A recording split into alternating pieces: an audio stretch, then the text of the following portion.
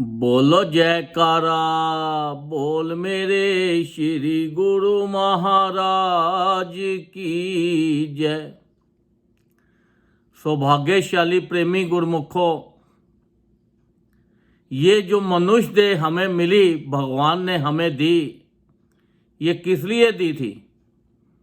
ये इसलिए दी थी कि जाकर ये जो संसार है, ये सृष्टि है, इसमें जाके मेरा भजन करो और भजन करके और संसार के सुख पाओ और सुख पाकर और वापस अपने घर पे लौट आओ। ऐसा ना हो कि आप फिर इधर उधर भटक जाओ और फिर ज़्यादा जाके 84 में फंस जाओ, क्योंकि 84 में बहुत दुख है और युग बीत जाते हैं उसके अंदर। अगर कभी भी आप कहीं पे जा रहे हो तो अगर आप सीधी सड़क पे जाओगे तो आप आसानी से पहुंच जाओगे। अगर आपने सोचा कि मैं शॉर्टकट मार लूं, इधर से निकल जाऊं, यहाँ ट्रैफिक है, तो अगर आपने शॉर्टकट मारा या इधर इधर से गए तो आप उलझ जाओगे, दोबारा आपको हाईवे नहीं मिलेगा। तो इसलिए ये जो मनुष्य देह हमें मिला है, ये बड़ी मुश्किल से मिला है। इसमें हमें ज़्यादा से ज़्यादा भजन करना है। भजन करके और संसार के सुख पा के तो हमें अपने घर वापस फिर लौट जाना है।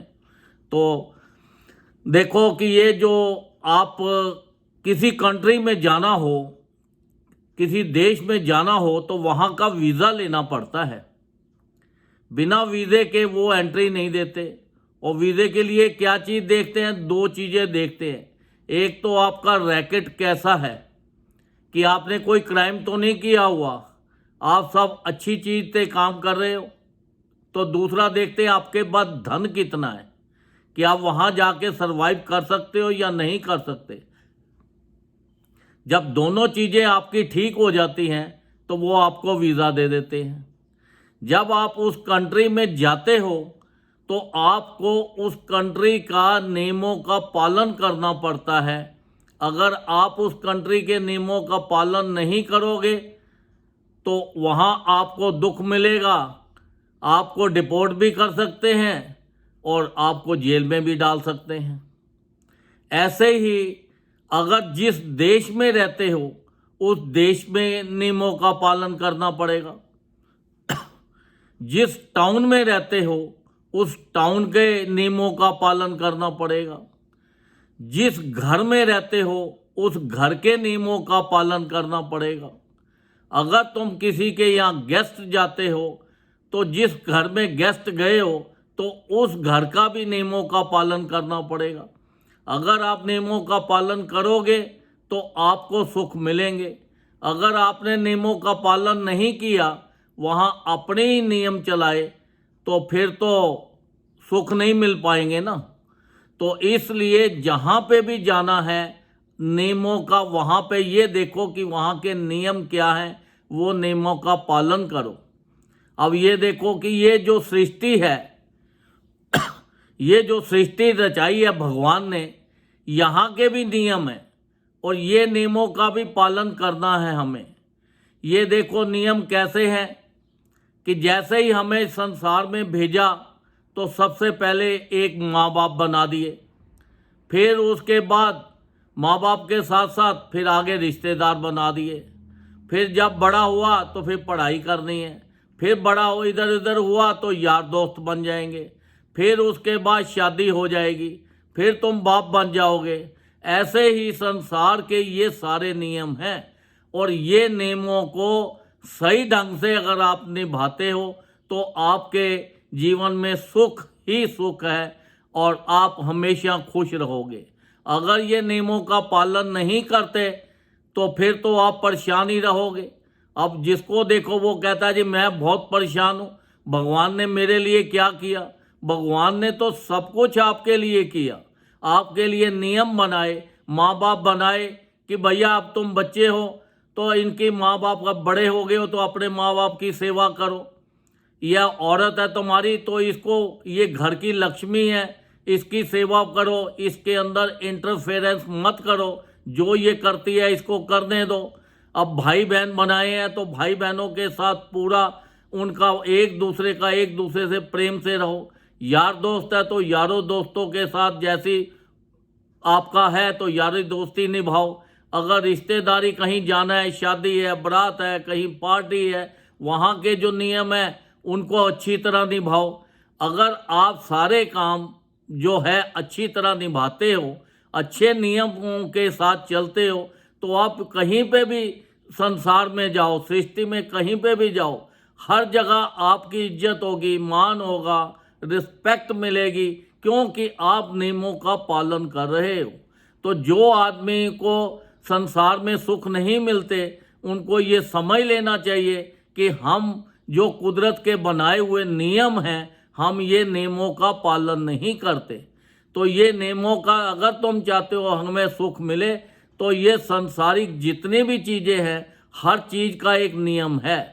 तो ऐसे ही हमें अगर कहीं पे जाना है तो धन तो चाहिए ना, तो धन हमें संसारिक अपना बिजनेस भी प्रॉपर करना है। ऐसा नहीं कि बिजनेस नहीं करेंगे, अगर बिजनेस नहीं करेंगे, कामकाज नहीं करेंगे, तो पैसा कहाँ से आएगा, ये भी नियम है।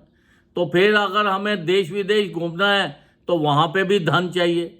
अगर हमें किसी पार्टी पे जाना है, किसी चीज़ के लिए भी, कोई भी चीज़ है, तो हमें उसके लिए, हर चीज़ के लिए पैसा चाहिए। तो पैसा कमाना भी बहुत ज़रूरी है।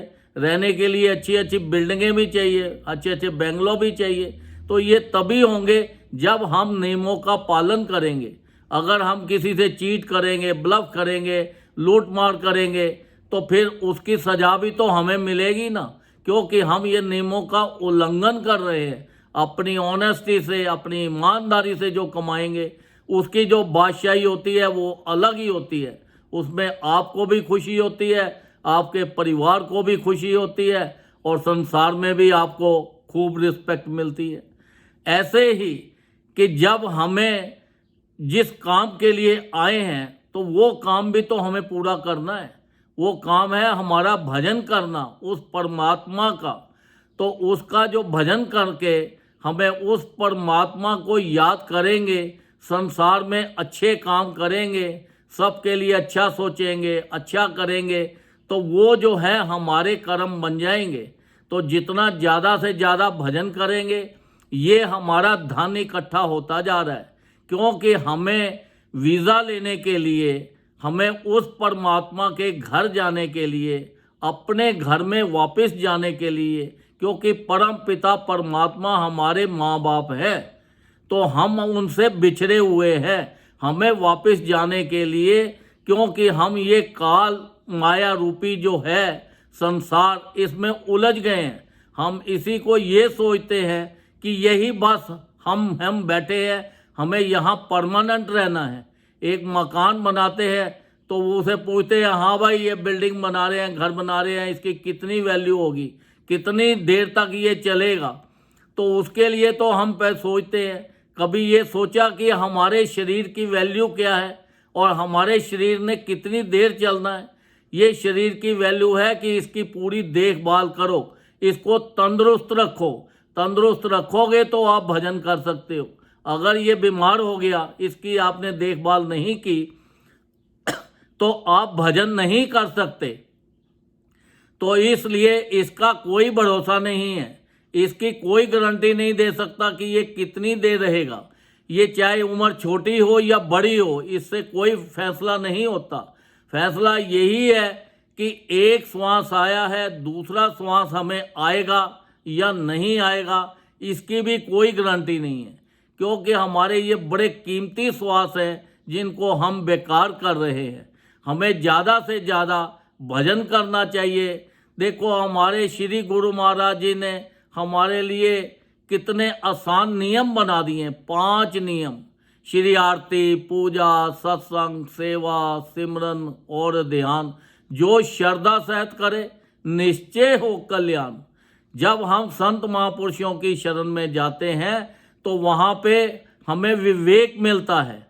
अब विवेक कहाँ से मिलता है? सत्संग से मिलता है, संत महापुरुषों के उपदेश सुनने से मिलता है। जब विवेक आता है तो हमारा मन निर्मल हो जाता है। हम कोई भी ऐसा गलत काम नहीं करते, हमारे से कोई भी ऐसा गलत कर्म नहीं होता जिससे कि हमारा आगे का जो भविष्य है वो खराब हो जाए। तभी उन्होंने इतने जगह जगह पूरे वर्ल्ड में सत्संग आश्रम बनाए हैं और उन्होंने कहा है कि संत महापुरुषों ने सत्संग में जाओ ताकि आपका कल्याण हो जाए। आपके लिए ये जो 5 नियम बनाए हैं, तो ये नियमों का पालन करोगे तो आप गलत काम कर ही नहीं सकते। आपको जब जाएंगे तो हमारा वीज़ा पहले ही लग के तैयार होगा कि भैया आपको सीधा ही सचखंड में जाना है, अपने घर पे जाना है, क्योंकि हमारे रैकेट भी बहुत अच्छा होगा हमारा क्योंकि हमने कभी किसी को चीट नहीं किया, किसी को मन नहीं दुखाया, किसी से गलत काम नहीं किया और धन भी हमने खूब कमाया होगा। क्योंकि उस कंट्री के अंदर जहाँ पे भी जाएंगे धन होगा, तभी हम सरवाइव कर सकते हैं। जितना ज़्यादा से ज़्यादा भजन करेंगे, जो श्री गुरु महाराज ने, जो संत महापुरुषों ने हमें नाम दिया है, इसको उठते बैठते चलते फिरते हर वक्त इसका भजन करते रहो। ये भजन क्या है? ये आपका साथ जाने वाला धन है। ये धन हमें जितना ज़्यादा होगा उतने हम खुश होंगे, उतने ज़्यादा हम सुखी होंगे। हमें देखो श्री गुरु महाराज जी ने जो नियम बनाए हैं, हमें उन नियमों का पालन करना है, उनके हुक्म में चलना है। अगर उनके हुक्म में चलेंगे, नियमों का पालन करेंगे, तभी सुख मिलेगा। अगर हम उनके नियमों का पालन नहीं करते तो फिर सुख कहाँ से मिलेगा?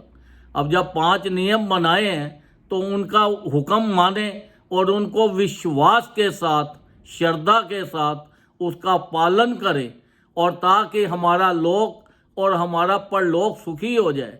तो ये जो हम संसारिक चीज़ों के पीछे घूम रहे हैं, ये तो सब नाशवान है, ये तो एक टाइम पास है। जैसे आप एक गेस्ट, आप किसी के यहाँ गेस्ट जाते हो तो आप क्या सोचते हो कि भाई मैं, ये घर मेरा नहीं है, मैं तो यहाँ पे 2-4 दिन, 5 दिन, 8 दिन के लिए आया हूँ और आकर चला जाऊँगा। अगर आपने वहाँ जाके उनके घर के नियम माने, नियमों का पालन किया, तो आपकी पूरी आओ भगत होगी, पूरी आपकी सेवा होगी। अगर आपने उनके नियमों का उल्लंघन कर दिया, अपने ही नियम शुरू कर दिए, तो वो तो फिर परेशान हो जाएंगे ना। फिर वो बोलेंगे अच्छा भाई अब तुम अपना ठिकाना करो। तो फिर हमें ऐसा काम नहीं करना अपनी लाइफ के अंदर कि उस परमात्मा ने हमें यहाँ भेजा है तो हम ये संसारिक चीज़ों में फंस जाए, इसी को अपना समझने लग जाए। हर रोज़ हम देखते हैं कि संसार से लोग जा रहे हैं, तो फिर भी अगर हमें समझ नहीं आए, हम धन इकट्ठा करने में लग जाए और चीज़ों में लग जाए। इनका आप आनंद लो, इनका सुख भोगो, इनका यूज़ करो। जितना ज़्यादा आप अपना धन खर्च करोगे, जितना ज़्यादा आप भजन करोगे, उतने ज़्यादा आपको सुख मिलेंगे। तो इसलिए संत महापुरुषों का एक ही कहना है, वो एक ही चीज़ फरमाते हैं, ज़्यादा से ज़्यादा नाम जपो। जितना नाम जपोगे उतना आपके लिए फ़ायदा है और आपको उतने ज़्यादा सुख मिलेंगे। जब भी आप संसार से जाएंगे तो आप हंसते हुए, स्माइलिंग फेस से, बड़ी ऊंचा सर करके आप अपने घर पे जाएंगे और अपना भगवान जो परमात्मा है उसके पास जाएंगे, उस सचखंड में जाएंगे। श्री गुरु महाराज जी आएंगे, आके हमारा हाथ पकड़ के और कहेंगे चलो भाई आपका वीज़ा रेडी है, आप चलो प्लेन में बैठो और चलो आप सचखंड में जाओ। तो अगर हमने भजन ही नहीं किया तो हम फिर उसी 84 लाख में फंस जाएंगे और 84 लाख में कई युग बीत जाते हैं दुख भोगते भोगते ही। तो बड़ी मुश्किल से ये जो मानव शरीर मिला है, इसका हमें पूरा पूरा लाभ लेना है। ये श्वास हमारे इतने कीमती हैं, अगर 3 लोगों की कीमत भी डाल दें एक श्वास के बराबर, तो फिर भी वो कीमत कम पड़ जाती है। इतने कीमती श्वास जो हैं ये 24 घंटे चल रहे हैं, इनको ज़्यादा से ज़्यादा इनसे भजन करना है ताकि हमारा लोक और हमारा परलोक सुखी हो जाए। बोलो जयकारा, बोल मेरे श्री गुरु महाराज जी की जय।